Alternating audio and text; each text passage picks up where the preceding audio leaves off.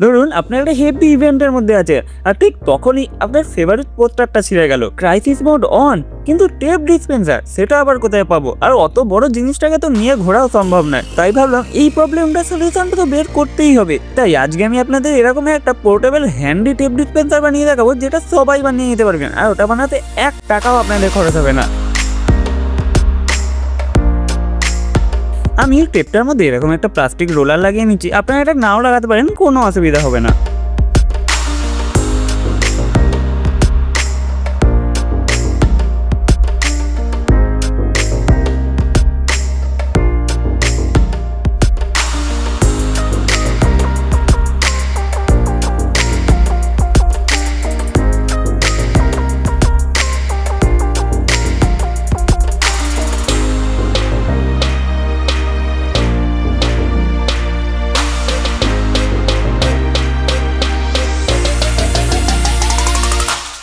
এবার এর ওপরে কার্ডবোর্ডটাকে আমি একেবারে আঠা দিয়ে আটকে দেবো না, কারণ সেক্ষেত্রে টেপটা যদি শেষ হয়ে যায় তখন ওটাকে রিফিল করা যাবে না। তাই তার বদলে আমি এই দুটোর মধ্যে এরকম হোল করে রেখেছি, যার ফলে আমরা এই দুটোকে স্ক্রু দিয়ে আটকে নিতে পারবো।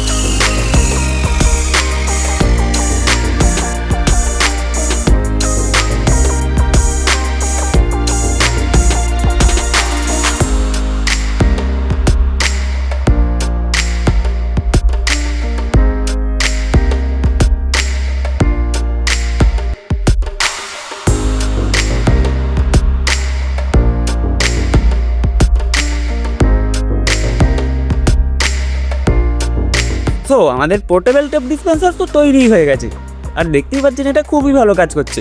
বাই যাবে আজকের ভিডিওটা এতটা পর্যন্ত। ভিডিওটা আমি খুবই ছোট্ট রেখেছি, তো যদি ভালো লেগে থাকে ভিডিওটাকে লাইক করবেন, আর সাবস্ক্রাইব তো মনে হয় করেই নিয়েছেন। তাহলে আজকের মতো টাটা অ্যান্ড গুড বাই।